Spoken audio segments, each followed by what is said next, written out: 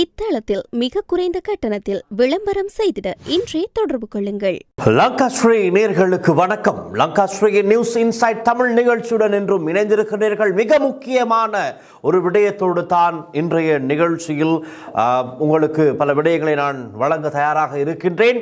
குறிப்பாக நீர்கொழும்பு சிறைச்சாலையில் இடம்பெற்ற கலவரம், அது சம்பந்தமான விசாரணை நேற்று நீதிமன்றத்திலே மேற்கொள்ளப்பட்டது. வழக்கு எடுத்துக்கொள்ளப்பட்ட நிலையில் சிஐடி தரப்பிலிருந்து பல முக்கியமான விடயங்களை வெளிப்படுத்தி இருப்பதோடு சாட்சியாளர்கள், ஒரு சில சாட்சியாளர்களும் இந்த கலவரம் சம்பந்தமாக பல தகவல்களை, திடுக்கிடும் அதிர்ச்சி தகவல்களை வெளிப்படுத்தி இருக்கின்றார்கள். அதே போல பிரகி டெக்னாலஜி கூட காணாமலாக்கப்பட்ட ஊடகவியலாளர் பிரகி டெக்னாலஜி கூட சம்பந்தப்பட்ட வழக்கும் நேற்றைய தினம் விசாரணைக்கு எடுத்துக்கொள்ளப்பட்ட நிலையில் அதில் முக்கியமான ஒரு சாட்சியாளர், அதாவது இந்த வழக்கில் 4வது சாட்சியாளரான சுமதிபால சுரேஷ் அல்லது தவேந்திரன் அல்லது முரளி என்று அழைக்கப்படுகின்ற இந்த சுரேஷ் என்பவர் சாட்சி வழங்கி இருக்கின்றார்.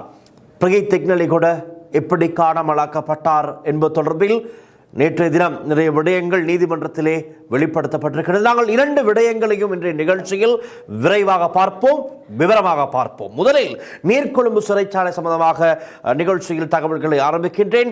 நீர்கொழும்பு சிறைச்சாலையில் இடம்பெற்ற கலவரம் தொடர்பான மரண விசாரணை தொடர்ந்து நீதிமன்றத்தில் விசாரிக்கப்பட்டது. தாய்லாந்திலிருந்து குஷ் போதைப் பொருள் கொண்டு வந்ததாக கைது செய்யப்பட்ட இளம் பிக்குகளில் 4வருக்கு நீதிமன்றம் பிணை வழங்கியது. அதுவும் ஒரு முக்கியமான தகவல்.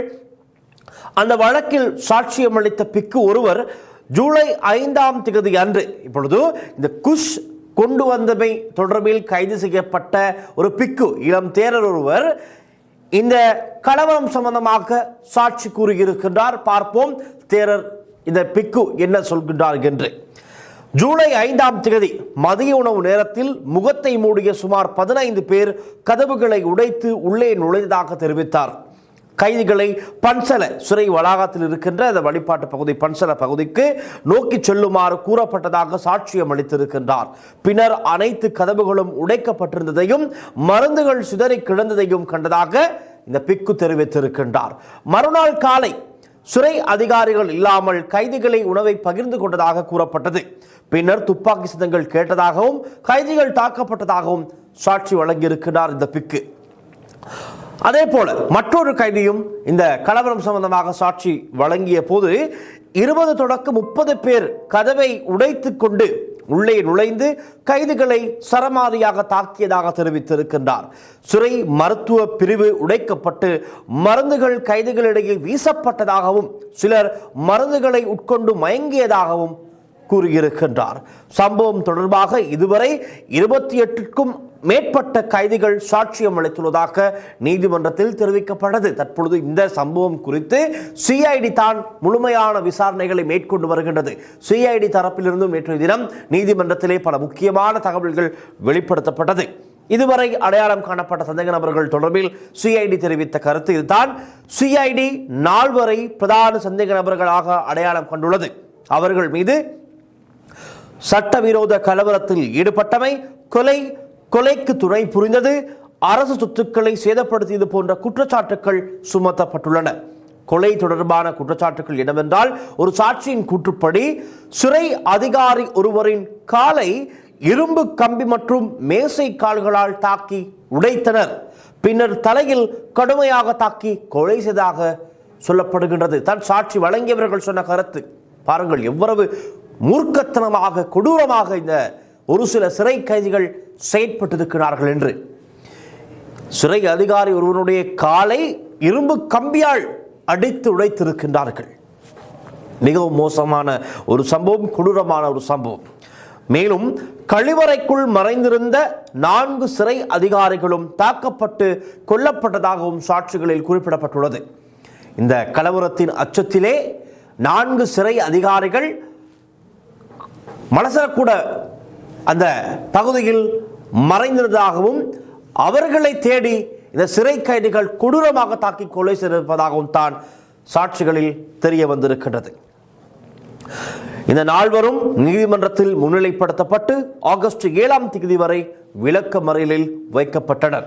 மேலும் பல சந்தேக நபர்கள் அடையாளம் காணப்பட்டு வருவதாக சிஐடி தெரிவித்திருக்கிறது. இந்த கலவரத்தில், இந்த நீர்கொழும்பு சிறைச்சாலையில் இடம்பெற்ற இந்த கலவரத்தில் 10 சிறை அதிகாரிகள் உயிரிழந்துள்ளனர். 22 கைதிகள் உயிரிழந்துள்ளனர். ஆக மொத்தம் 32 பேர் இந்த கலவரத்திலே உயிரிழந்திருக்கிறார்கள். 100க்கும் அதிகமானோர் படுகாயங்களுக்குள்ளாகி இருக்கிறனர். சிஐடி விசாரணைக்காக சுமார் 300 ஆயுதங்களை கைப்பற்றியுள்ளனர். இதில் T56, M1, M4, MP5 உள்ளிட்ட துப்பாக்கிகள் மற்றும் நூற்றுக்கணக்கான தோட்டாக்கள் கைப்பற்றப்பட்டுள்ளது. இவை அனைத்தும் நீதிமன்றத்தில் வழக்கின் சான்று பொருட்களாக சமர்ப்பிக்கப்பட உள்ளன.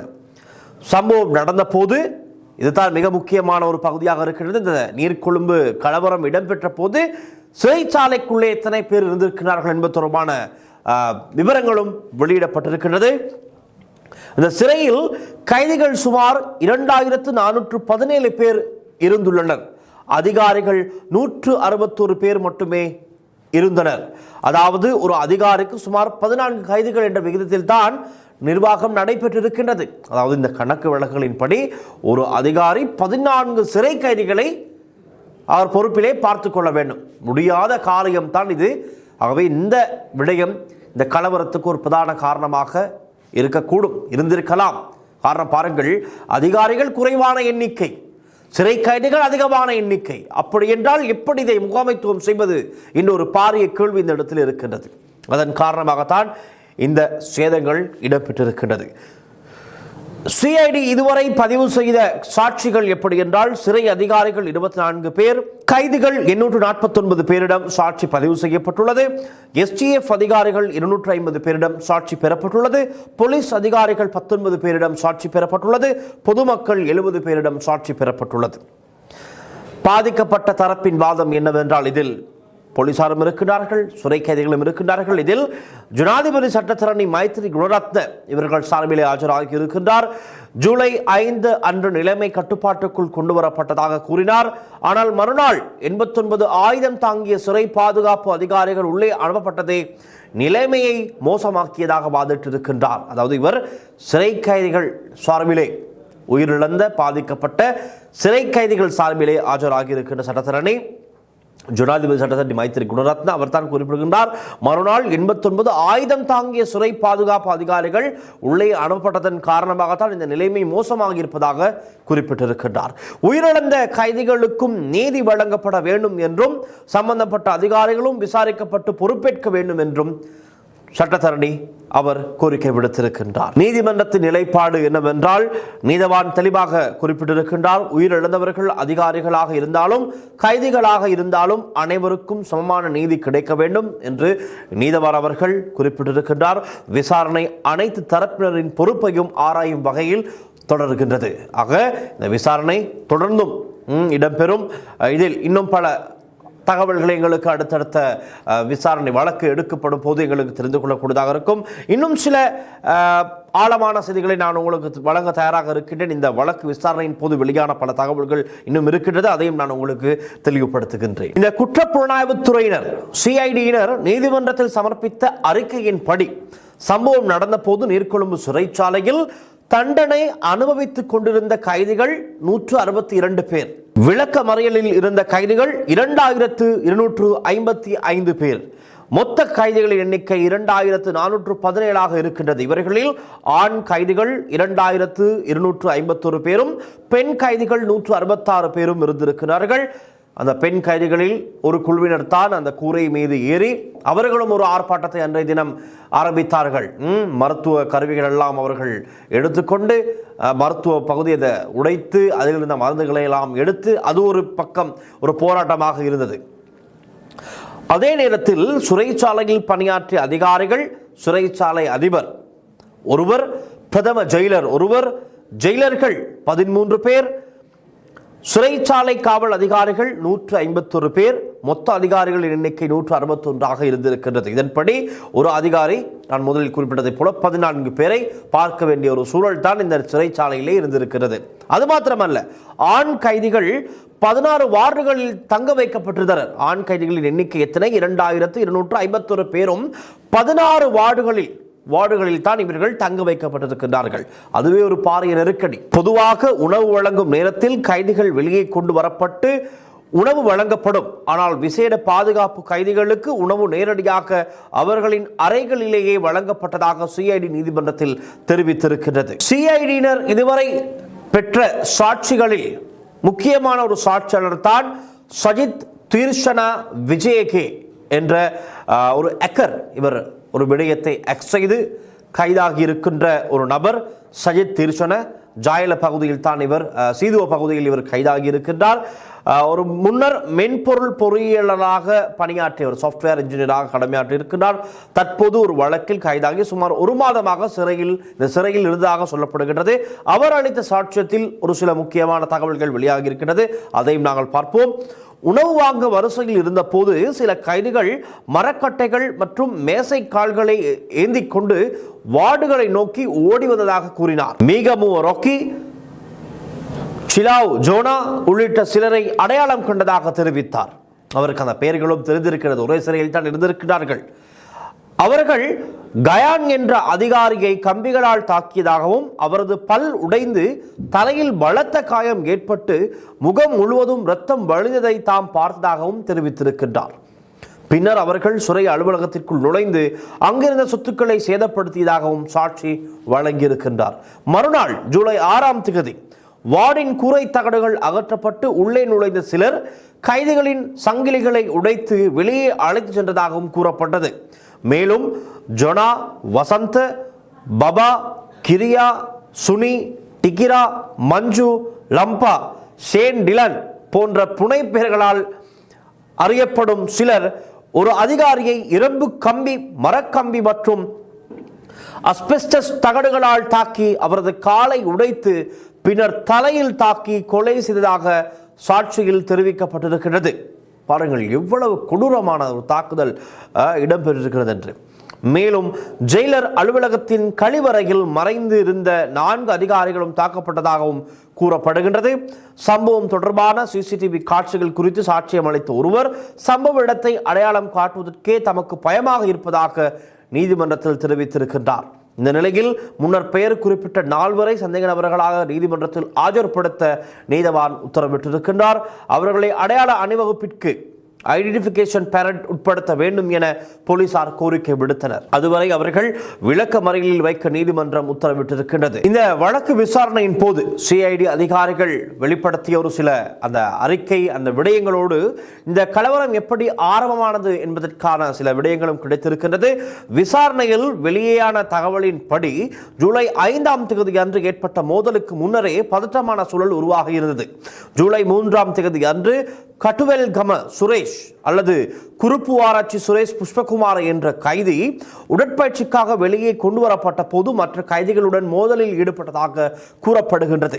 அந்த சம்பவத்திற்கு பிறகு அவர் ஒரு அதிகாரிக்கு கொலை மிரட்டல் விடுத்ததாகவும் அது குறித்து அதிகாரி எழுத்துப்பூர்வமான முறைப்பாடு செய்திருந்ததாகவும் தெரிவிக்கப்பட்டது. ஜூலை 4ஆம் தேதி அன்று அந்த கைதி வேறு ஒரு பிரிவிற்கு மாற்றப்பட்டார்.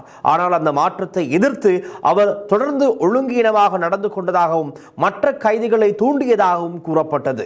பின்னர் மீண்டும் அவரை பழைய வாட்டிற்கு மாற்றிய பின் ஜூலை 5ஆம் தேதி காலை முதல் மற்ற கைதிகளை ஒன்றிணைத்து மோதலை ஏற்படுத்த முயன்றதாக விசாரணையில் தெரிய வந்திருக்கின்றது. குறிப்பாக உளவு கொடுப்பவர்கள் என சந்தேகிக்கப்பட்ட சில கைதிகளை தாக்குமாறு மற்றவர்களை தூண்டியதாகவும் கூறப்பட்டிருக்கின்றது. இதுவே முதல் கட்ட வன்முறைக்கு வழிவகுத்திருக்கின்றது. அந்த சம்பவத்தில் 36 பேர் காயமடைந்தனர். 2 கைதிகள் சம்பவ இடத்திலேயே உயிரிழந்திருக்கின்றனர். மேலும் ஒருவர் பின்னர் மருத்துவமனையில் சிகிச்சை பெற்றுக் கொண்டிருந்த போது உயிரிழந்திருக்கின்றார். அதாவது ஜூலை 5 அன்று மட்டும் 3 கைதிகள் உயிரிழந்திருக்கின்றனர். இதன் பிறகு சிறை நிர்வாகம் அதிகாரப்பூர்வமாக நிலைமை கட்டுப்பாட்டுக்குள் கொண்டு வரப்பட்டுள்ளது என்று அறிவித்தார்கள். நாமும் பார்த்தோம் அதை. அடுத்த நாள் என்ன நடந்தது என்றால், மறுநாளான ஜூலை 6ஆம் தேதி அன்று மீண்டும் மிகப்பெரிய வன்முறை எவ்வாறு ஏற்பட்டது என்பதே தற்போது விசாரணையின் முக்கிய கேள்வியாக இருக்கிறது. முதல் நாள் அனைத்தும் கட்டுப்பாட்டுக்குள் கொண்டு வரப்பட்டால் மறுநாள் மீண்டும் எப்படி இந்த கலவரம் வெடித்தது என்ற கேள்விதான் இப்போது பெரிய ஒரு விடயமாக இருக்கின்றது. ஜனாதிபதி சட்டத்தரணி மைத்திரி குணரத்ன நீதிமன்றத்தில் முன்வைத்த வாதத்தின்படி ஆயுத களஞ்சியத்தில் இருந்த ஆயுதங்கள் முன்கூட்டியே அகற்றப்பட்டிருந்தன.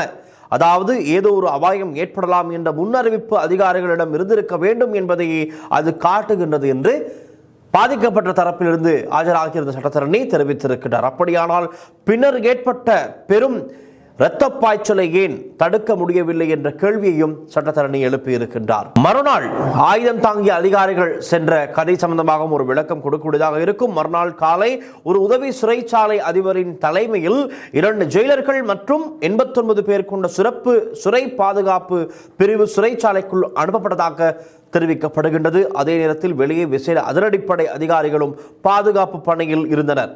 அன்றைய காலை சில கைதிகள் அறைகளுக்குள் செல்ல மறுத்ததாக கூறப்படுகின்றது. அப்போது சுரேஷ் தனது நெருங்கிய கைதிகளுக்கு ரகசியமாக ஏதோ தகவல் தெரிவித்ததாகவும் பின்னர் உயரமான இடத்தில் நின்று மற்ற கைதிகளை உரையாற்றியதாகவும் சாட்சிகள் தெரிவித்துள்ளனர். காலை உணவு வழங்கப்பட்டுக் கொண்டிருந்த போது காலை 10:30 மணி முதல் 10:50 மணிக்குள் 2 கைதிகளுக்கிடையே மீண்டும் மோதல் ஏற்பட்டது. அப்போது உணவு வழங்கிய அதிகாரிகளிடம் இங்கிருந்து உடனே வெளியேறுங்கள் என்று சிலர் எச்சரித்ததாகவும் தெரிவிக்கப்பட்டது. அதன் பின்னரே வன்முறை வேகமாக பரவி இருக்கின்றது. இதில் இந்த சிறை கைதிகளால் அதிகாரிகளை இலக்கு வைத்து செய்யப்பட்ட தாக்குதல் சம்பந்தமாகவும் சிஐடியினர் நிறைய விடயங்களை வெளிப்படுத்தி இருக்கிறார்கள். அப்படி பார்க்கும்போது சிறைக்குள் சென்றிருந்த பாதுகாப்பு அதிகாரிகள் பல இடங்களில் சிக்கிக் கொண்டிருக்கின்றார்கள். குறிப்பாக கழிவறையில் மறைந்திருந்த அதிகாரிகள் மீதும் மரக்கட்டைகள், இரும்பு கம்பிகள் மற்றும் அஸ்பெஸ்டஸ் தகடுகளால் கொடூரமாக தாக்குதல் நடத்தப்பட்டதாக மரண விசாரணைகளிலும் தெரிய வந்திருக்கின்றது. அதிகாரிகளின் மரணங்கள் பெரும்பாலும் இவ்வாறான கடுமையான உடல் தாக்குதல்களால் ஏற்பட்டதாக தெரிவிக்கப்படுகின்றது. மறுபுறம் கைதிகளுடைய மரணம் சம்பந்தமாக நாங்கள் அவதானம் செலுத்த வேண்டும். கைதிகளின் உடல்களில் துப்பாக்கிச் சூட்டு காயங்கள் தெளிவாக காணப்பட்டதாக விசாரணைகளில் தெரிவிக்கப்பட்டிருக்கின்றது. அவை சாதாரண கலவர கட்டுப்பாட்டு நடவடிக்கைகளில் ஏற்படும் காயங்களாக இல்லாமல் வேறு சூழ்நிலையை காட்டுவதாகவும் நீதிமன்றத்தில் விவாதிக்கப்பட்டிருக்கிறது. அது துப்பாக்கிச் சூடுகள் எந்த சூழலில் நடத்தப்பட்டன, அவை சட்டப்பூர்வமானவையா என்பதை நீதிமன்றம் இறுதியில் தீர்மானிக்க வேண்டியிருக்கின்றது. இந்த நடந்து முடிந்திருக்கின்ற இந்த கலவரத்தை அடுத்து விசாரணைகள் மும்முரமாக இடம்பெற்றுக் கொண்டிருக்கின்றது. இன்னும் பல விடயங்கள் இதில் வெளிப்படுத்த வேண்டிய தேவை இருக்கின்றது, கண்டுபிடிக்க வேண்டிய ஒரு தேவை இருக்கின்றது. ஆகவே அடுத்த வழக்கு விசாரணை தினத்தில் இன்னும் பல அதிர்ச்சிகரமான தகவல்கள் எங்களுக்கு கேட்டுக்கொள்ளக்கூடியதாக இருக்கும். தகவல்கள் கிடைத்தவுடன் உங்களுக்கு எங்களுடைய நிகழ்ச்சிகள் மூலமாக சொல்வதற்கு தயாராக இருக்கின்றோம். அந்த செய்தி மிக முக்கியமான ஒரு செய்தியாக பார்க்கப்படுகின்றது. அதே போல பிரகீத் எக்னலிகோட சம்பந்தமான வழக்கு விசாரணைகள் நேற்றைய தினம் சாட்சியாளர் வழங்கிய சாட்சிகளையும் அடுத்ததாக பார்க்கலாம். 2009 ஆகஸ்ட் 27 அன்று ஊடகவியலாளர் பிரகீத் எக்னலிகோட கடத்தப்பட்டதாக கூறப்படும் சம்பவம் தொடர்பான இராணுவ புலனாய்வு பிரிவைச் சேர்ந்த 7 அதிகாரிகளுக்கு எதிராக தாக்கல் செய்யப்பட்ட வழக்கு ஓமாகம உயர் நீதிமன்றத்தில் விசாரணைக்கு எடுத்துக் கொள்ளப்பட்டது. வழக்கின் சான்று விசாரணை, அதாவது சாட்சி விசாரணை நேற்று தினம் இடம்பெற்றிருக்கிறது. இந்த வழக்கின் 4வது சாட்சியாளர் சுமதிபால சுரேஷ்குமார் அல்லது தவேந்திரன் அல்லது முரளி என்று அழைக்கப்படுகிற நபர் திறந்த நீதிமன்றத்தில் சாட்சியம் அளிக்க தொடங்கினார். நேற்றைய தினம் சாட்சியாளரின் பாதுகாப்பிற்காக போலீசார், விசேட அதிரடிப்படையினர் ஆகியோர் ஈடுபடுத்தப்பட்டு ஓமாகம நீதிமன்ற வளாகத்தில் விசேட பாதுகாப்பு ஏற்பாடுகளும் செய்யப்பட்டிருந்தன. இந்த 4ஆம் சாட்சியாளர் தெரிவித்த விடயங்களை நாங்கள் அடுத்ததாக அவதானம் செலுத்தலாம். தாம் முன்னர் எல்டிடிஇ அமைப்பில் இருந்ததாகவும் போர் முடிந்த பின் இராணுவத்திடம் சரணடைந்து பின்னர் இராணுவத்துடன் இணைந்து பணியாற்றியதாகவும் தெரிவித்திருக்கின்றார். முன்னாள் நாடாளுமன்ற உறுப்பினர்களான செல்வம் அடைக்கலநாதன், டாக்டர் ஜெயலா ஜெயவர்தன ஆகியோர் மன்னார் மடு தேவாலய நிகழ்விற்கு வந்தபோது அவர்களுடன் தொடர்பு ஏற்பட்டதாக தெரிவித்திருக்கின்றார். அப்போது செல்வம் அடைக்கலநாதன் பிரகீத் எக்னலிகோடவை தமக்கு அறிமுகப்படுத்தியதாக சாட்சியம் வழங்கியிருக்கின்றார். இந்த அறிமுகம் 2001ஆம் ஆண்டு போர் நிறுத்த காலத்தில் தொடங்கி 2004 சுனாமி காலம் வரை தொடர்ந்ததாக தெரிவித்திருக்கின்றார். இராணுவத்திடம் சரணடைந்த பின்னர் முதலில் திருகோணமலை இராணுவ முகாமில் இருந்ததாகவும் பின்னர் கிரித்தலை முகாமுக்கு அழைத்துச் செல்லப்பட்டு கைவிலங்கு அணிவிக்கப்பட்ட நிலையில் தடுத்து வைக்கப்பட்டதாகவும் இந்த சாட்சியாளர் தெரிவித்திருக்கின்றார். அந்த காலத்தில் தொலைபேசியின் ஸ்பீக்கர் இயக்கப்பட்ட நிலையில் பலருக்கு தம்மை வைத்து அழைப்புகள் மேற்கொள்ளப்பட்டதாக தெரிவித்தார். தாம் சரணடைந்த போது தனது சட்டை பையில் பிரகீத் எக்னலிகோடவின் தொலைபேசி இலக்கம் இருந்ததாகவும் அது குறித்து இராணுவ அதிகாரிகள் விசாரித்த போது அது எக்னலிகோடவின் இலக்கம் என்பதும் தெரிய வந்ததாகவும் கூறியிருக்கின்றார். சாட்சியம் அளித்த போது ஷம்மி குமார ரத்னம், பிரபோத ஸ்ரீவர்தன உள்ளிட்ட சில குற்றச்சாட்டப்பட்டவர்களை நீதிமன்றத்தில் இந்த நபர் அடையாளம் காண்பித்திருக்கின்றார். ஆகவே இவருடைய சாட்சி வழங்கிய நிலையை அடுத்து நீதிமன்றத்தில் இருந்த சில சட்ட விவாதங்களும் இருக்கின்றது. சாட்சியாளர் 2010 ஜனவரி மாதத்தில் பிரகித் எக்னலிகோடவுடன் பேசியதாக கூற முயன்ற போது குற்றச்சாட்டப்பட்டவர்களின் தரப்பு சட்டத்தரணிகள் கடுமையாக எதிர்ப்பு தெரிவித்திருக்கிறார்கள். அவர்கள் முன்வைத்த வாதம் என்னவென்றால் 2010 சம்பவம் தொடர்பாக ஏற்கனவே 3 நீதிபதிகள் கொண்ட உயர் நீதிமன்றத்தில் தனி வழக்கு நடைபெற்று வருகின்றது. எனவே இந்த விவகாரத்தை இந்த வழக்கில் சாட்சியமாக முன்வைக்க முடியாது என்று தெரிவித்திருக்கின்றார். ஓமகம் உயர் நீதிமன்றத்தில் விசாரணைக்கு உள்ளாகியுள்ளது. 2009 அக்டோபர் 2027 சம்பவம் மட்டுமே. அதனுடன் தொடர்புடைய விடயங்கள் குறித்து மட்டுமே சாட்சியம் வழங்க வேண்டும். அதை தவிர்த்து வெவ்வேறு விடயங்களை இங்கு சொல்ல வேண்டாம். சாட்சிய சட்டத்தின் எவிடன்ஸ் ஆர்டியன்ஸ் பிரிவு 5 அடிப்படையில் வழக்கின் விவாத பொருளுக்கு அப்பாற்பட்ட சாட்சிகளை ஏற்க முடியாது என்று சட்டத்தரணிகள் வாதிட்டிருக்கின்றார்கள். இது குறித்து இரு தரப்பினரும் விரிவான சட்ட வாதங்களை முன்வைத்திருக்கின்றார்கள். நேற்று இந்த வழக்கு விசாரணையின் போது நீதிமன்றத்தில் ஆஜரானவர்கள் அரசு தரப்பில் அரசு சட்டத்தரணி வாக்ஸ்வெல் பெரேரா ஆஜராகி இருக்கின்றார். எதிர்த்தரப்பில் மூத்த சட்டத்தரணி ரசிக பாலசூரிய தலைமையிலான சட்டத்தரணிகள் குழு ஆஜராகி இருக்கின்றது. நேற்று இந்த வழக்கு விசாரணையின் போது எழுந்திருக்கின்ற எதிர்ப்புகள் தொடர்பாக எழுத்து மூல சட்ட வாதங்களை ரிட்டன் சப்மிஷன்ஸ் தாக்கல் செய்யுமாறு நீதிமன்றம் உத்தரவிட்டிருக்கின்றது. வழக்கின் மேலதிக சாட்சி விசாரணையும் நீதிமன்ற உத்தரவும் 2026 செப்டம்பர் 30ஆம் தேதிக்கு ஒத்திவைக்கப்பட்டிருக்கின்றது. பிரகித் எக்னலிகோட காணாமலாக்கப்பட்டு இதுவரை அவருக்கு என்ன நடந்தது, அவரை கொலை செய்தார்களா இல்லையா, அவருக்கு என்ன நடந்தது என்பது குறித்து கண்டுபிடிக்கும் இந்த விசாரணை தான் இன்னமும் இத்தனை வருட காலமாக இடம்பெற்றுக் கொண்டிருக்கின்றது. ஒரு சில காலகட்டத்திலே மந்தமான நிலையிலிருந்து இந்த வழக்கு இப்பொழுது தனி நீதிமன்றத்திலும் விசாரிக்கப்பட்டு வருகின்றது. ஆக மிக விரைவிலே இதன் உண்மை தன்மைகள் தெரிந்து கொள்ளக்கூடியதாக இருக்கும் என்று நம்பப்படுகின்றது. பார்க்கலாம். எல்லா தகவல்களும் கிடைத்தவுடன் எங்களுடைய நிகழ்ச்சிகளின் மூலமாக உங்களுக்கு தெரியப்படுத்த நாம் தயாராக இருக்கின்றோம். தெரிந்து கொள்ள நீங்களும் லங்கா ஸ்ரீயுடன் இணைந்திருங்கள். இனமும் இந்த காணொலியை பார்த்து கொண்டிருக்கும் நீங்கள் சப்ஸ்கிரைப் செய்யாவிட்டால் சப்ஸ்கிரைப் செய்து கொள்ளுங்கள். அருகில் இருக்கின்ற பெல் ஐக்கானையும் கிளிக் செய்து கொள்ளுங்கள். மீண்டும் அடுத்த நிகழ்ச்சி சந்திக்கலாம். ஒளிப்பதிவாளர் விஜயகுமாருடன் நான் டில்ஷான் பின்சன். நன்றி, வணக்கம்.